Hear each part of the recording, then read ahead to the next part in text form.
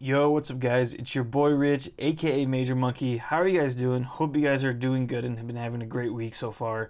We're back with another mouse review video, and it's going to be on the one and only Pathfinder from Orbital Works.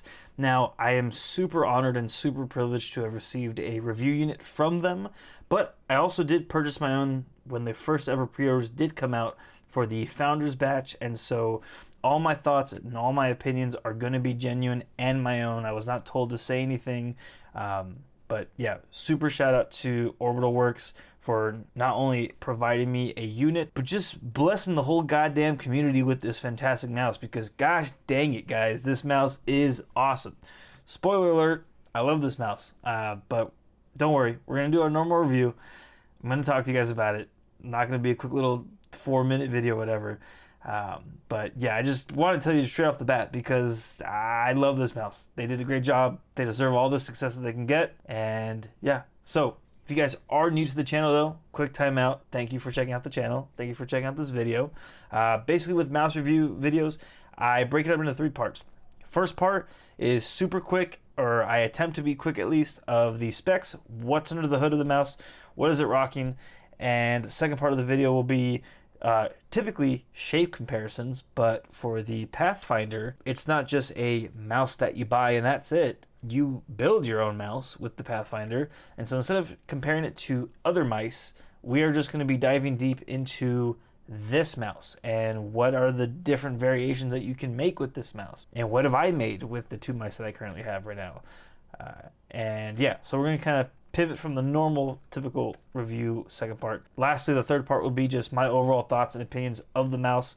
I've been using it now ever since the Founders batch was shipped out and delivered, so I've had quite a bit of time with it now. It's been the mouse that I have been rocking on my desk since they've come out. I was hoping to put out this review video for the first batch, but then work just got kind of insane and I just was never able to put out a video. And because of how much I've been loving the mouse, I just refused to kind of make a real cheap video, and so sadly never got it out. But with the second batch coming out today at 2 p.m. Pacific Standard Time, I wanted to bring out the video and finally just talk to you guys about this mouse. And yeah, thank you guys so much for checking out this video. Let's get straight into the review. Alrighty guys, so before we get into the specs of the mouse, the price, how much does it cost? It costs $189. It's a little bit of money. It's definitely not cheap. But I think for what you're getting out of this mouse, you're not just getting a mouse, you're technically getting multiple potential types of mice with all its different variations of components and side grips and back humps and all of the sorts. And so $189 is definitely not cheap, but I think if you were to spend $189 on a mouse, I do think that the Pathfinder delivers enough to warrant that price. And yeah, so now in terms of specs, it's rocking a Nordic 52840. It's rocking a PAW 3950 sensor. When it comes to the 3950, in my personal opinion, in real game use between a 3395 and a 3950, I've never really truly felt the difference between the two. There obviously is a difference. It is an upgrade in the tech.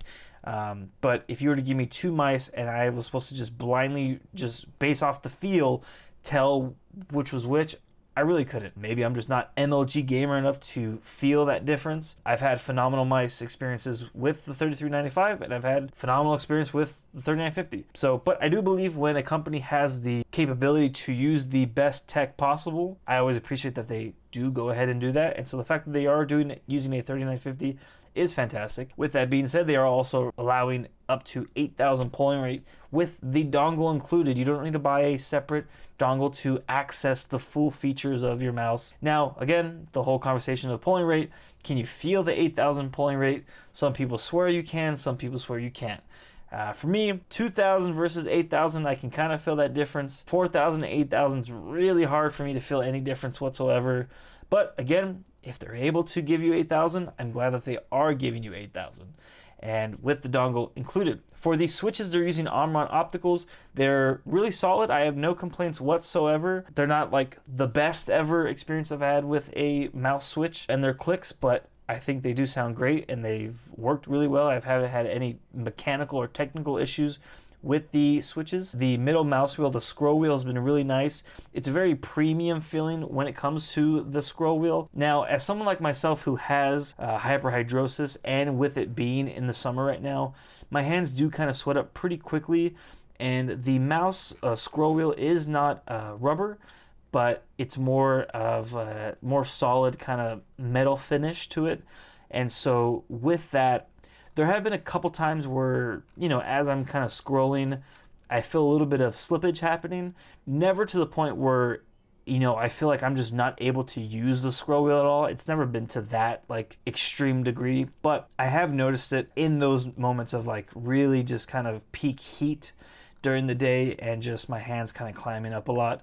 But again, super, super nice quality scroll wheel. In my personal preference, I would prefer more of like a rubber texture, but really solid scroll wheel. But with the coating on the mouse, with someone that has hyperhidrosis, I have been loving the coating on both of the mice. In the white and the black version, I have had zero issues with every time I'm holding it. Even in the, very hot days where my hands are really starting to clam up, I never once felt like my grip was, compromised in any way. Always felt very confident, very locked in with the mouse. So yeah, they killed it with the coating. Absolutely love it. If I had one little nitpick, is with the side buttons. The back side button in particular has a little bit of a wobble to it. Never to the point where it's ever causing issues or annoyances for me personally. It never messed with anything in game in actual use, but just a little notice that the back side button does wobble a little bit.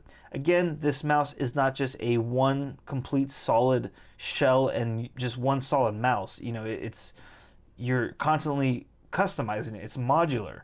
And so with that, I don't expect it to feel as solid as just a one and done mouse, And so with stuff like that, I kind of give it some grace, because would I prefer everything to be perfect? Sure. But to me, it's not a deal breaker whatsoever. It's a little bit of a wiggle. Did it ever bother me? No, absolutely not. Then the battery life, I never had really any issues with it whatsoever.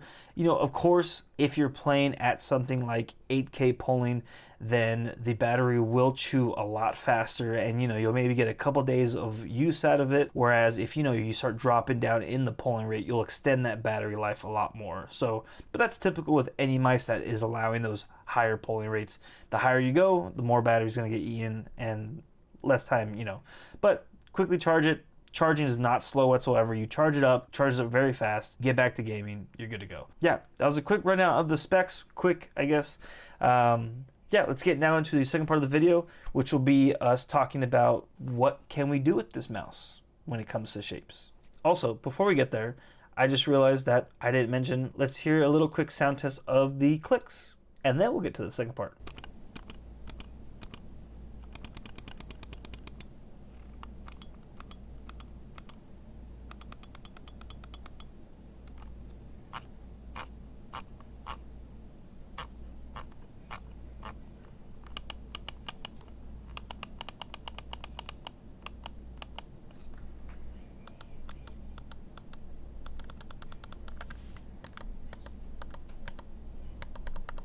Alrighty guys, so the Pathfinder, they say that you can make your own mouse, right? The Endgame mouse. Did they deliver in making the truly Endgame mouse? Well, they give you about 3,000 possible configurations to find your Endgame mouse.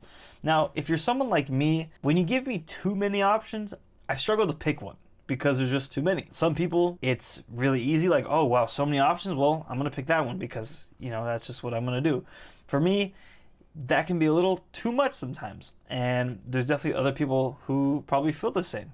And what I love with Orbital is that they didn't just kind of think about maybe one potential thing, but they thought about everyone in the community and how different people may react to this kind of customization and its possibilities. And so first off, what's in this box? In this box is all the goodies that you will need to customize and create your truly endgame mouse. Now, like I said, if you're someone like me and you have all these options, it's a little daunting, right? It's a little overwhelming. Ah man, how am I going to keep this organized? How am I going to remember where things go, you know, how am I going to remember which ones are called what? Like, it can be a little overwhelming. What I love what they did was at the backside of the top cover is a little graph, a little picture of everything labeled with its name and where it goes in the box. And for me, this has been my lifesaver when using the mouse, when customizing it, trying different forms and variations. And so a quick little rundown of what is included in the box. We got, for the left side grips, we have a latch, a claw, a pinch, and an average. Then we have two type of side grip spacers. We have a level 1, which is a very thin one, and a level 2, which is a little bit thicker compared to the level 1. Or you could do the in and out secret menu version and combine the two and make a level 3 for that ultimate just spacer girth, you know. And then on the right side spacers, we have the average, the pinch, the claw, right hand, extra claw, slash, and wave. Then we have, for the back humps, we have a low hump, a medium hump, a high hump, and a right hand hump. Then we also have spacers for the humps. So maybe you're someone with a fairly larger hand and you need more length in the mouse.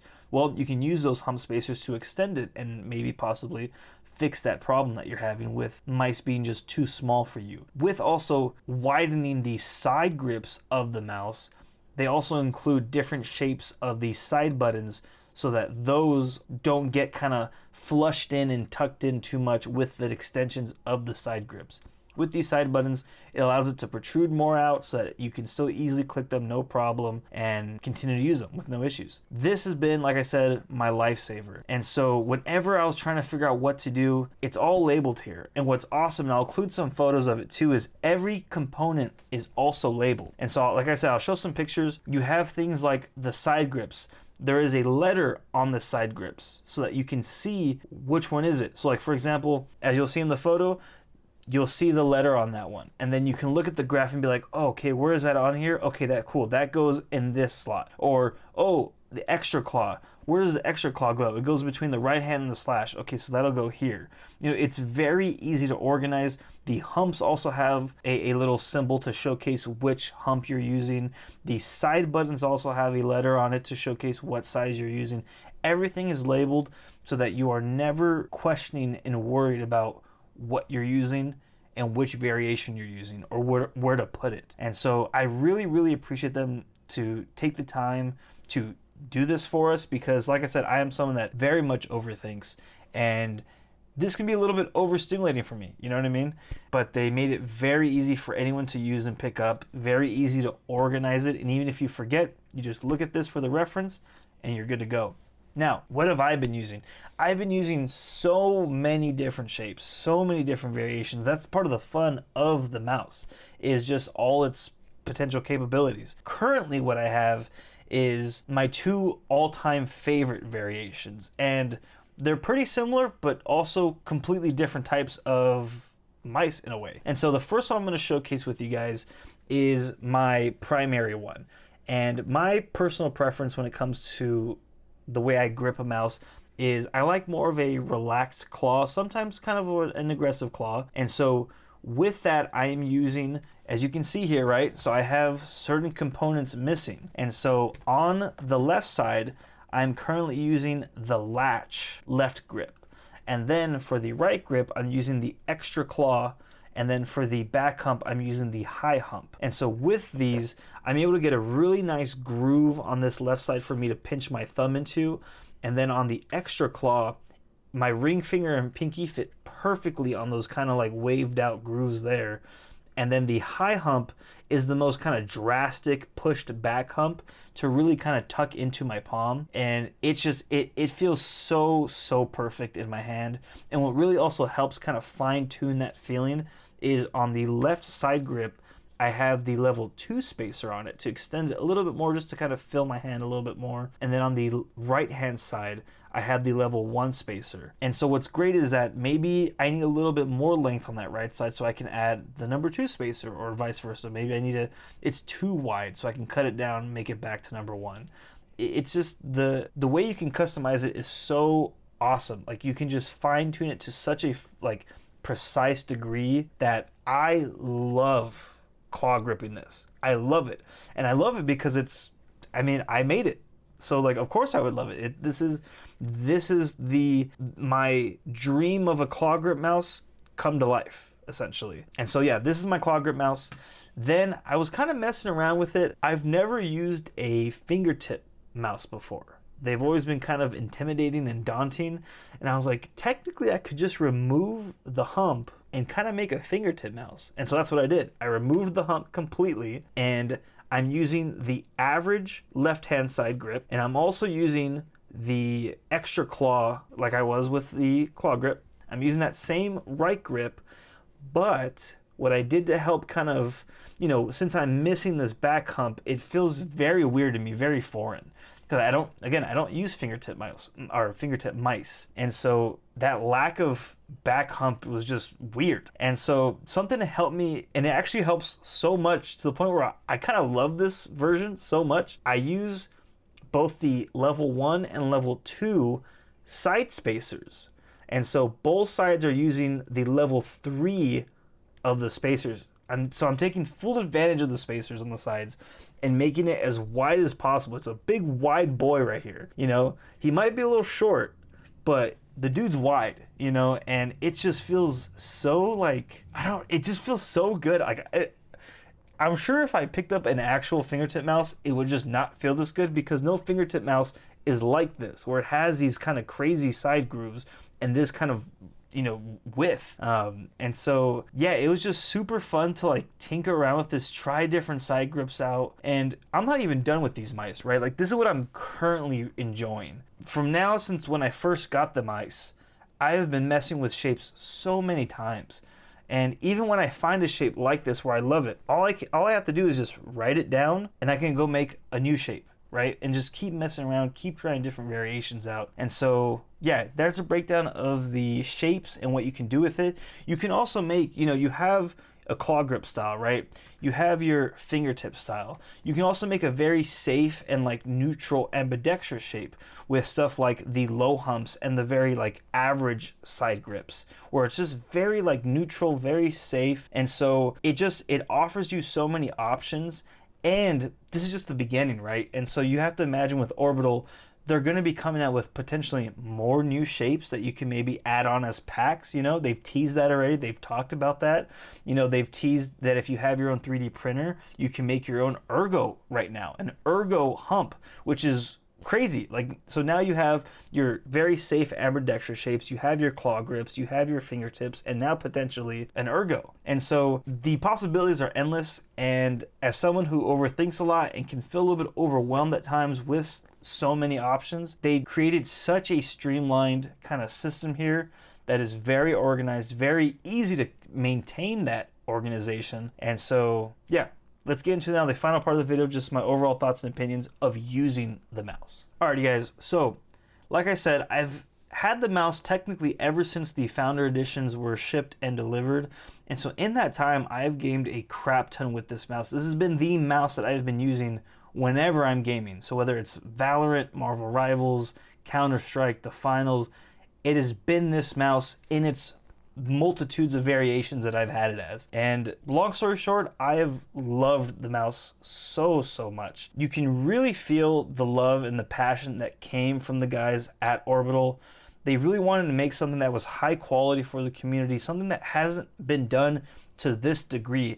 To have a mouse that is in the low 50s, the mid 50s based on the variation, and have this capabilities of just being so modular is so awesome. And that's kind of why I wanted to support them to begin with, is because I never saw something like this before. The mouse has just been an absolute dream to use. Because I wasn't able to put the video out right when I got the mouse initially, I've really been able to months and months of time using it, and the mouse has not degraded in any sort of way. The mouse still feels super solid. I haven't had any issues with the mouse whatsoever. And so I really commend them so much for taking the time to really put out something phenomenal. And also throughout that, communicate with the community, showing videos, showing behind the scenes, sharing in-depth details about what they're doing, what their plans are. And so with this second batch coming out, they are doing minor little tweaks to the mouse, right? They're doing improvements that they've learned from the community. They're going to be offering a web-based software, which I'm super excited to get into. Like they're just making all these little minor improvements and continuing that same quality that the first batch came with. And so if you were to ask me, do I recommend this mouse? Hell yeah, man. Like, they killed it. I've had such a great time with this mouse. It's just so fun messing around with it and just diving into the different shapes, messing around with it, trying stuff. I love this shape, but let's just deconstruct this full thing out and just try something new and just see if it works. And if it doesn't, who cares? I have thousands of other possibilities I can try out. You know what I mean? And so, yeah, just, man, what a fantastic, fantastic mouse. Really have enjoyed it. My only truly complaint would be the scroll wheel. But that's not even because the scroll wheel is a bad scroll wheel. The scroll wheel is phenomenal. It's super high quality. My hands just sweat a lot, and so they slip a little bit. And so, like, my biggest complaint is not even a complaint from them. It's more so just a personal issue. My sweaty hands just get skill diffed. It's a me problem, not the mouse. And so everything is just really premium. They did a great job with it. $189 is definitely not cheap, but I think for what you get out of it, man, I think it's worth it. And that's coming from someone that really doesn't have money to be just dumping into products left and right. And so I do think if you're someone that's getting into PC gaming and you've never ever like messed with mice, you have no clue what shapes you mess with. You might be an ergo player, but you don't know that. You might prefer claw. You don't know that though. You might be just a simple ambidextrous safe shape or fingertip. You don't know. And what happens with that, like we've all gone through, we've all experienced that, is we start buying a bunch of different mice, we start trying them all out, seeing what works, seeing what doesn't, returning the mice that don't, keeping the mice that do. And in that whole kind of situation, you start spending a lot of money. With the Pathfinder, you could give this to someone who is brand new, or buy it for yourself if you're really never truly found your shape or your preference of a mouse, and just rock this, and there you go. The current thing you just can't do right now is ergo mice. But, like I already said, they've teased stuff like that, and this is just the beginning. They're going to keep making new stuff. They're going to keep producing maybe new little mini packs of new shapes that you can buy for them, and just continue modding. If you have your own 3D printer, you can start doing that right now. And so, yeah, man, I can't recommend it enough. I've been rambling so much. Orbital guys, if you guys are watching this video, I know I'm not like the most cinematic guy in the world. I know I'm not super cool. I don't got the big numbers or the views or anything, but just know that from a guy in the community, I appreciate the hell out of you guys. You guys made such a phenomenal mouse, and it is an honor to be able to make a review video for you guys and showcase this mouse for people to see. Thank you guys so much for watching the video. I'll check you out next time. See ya.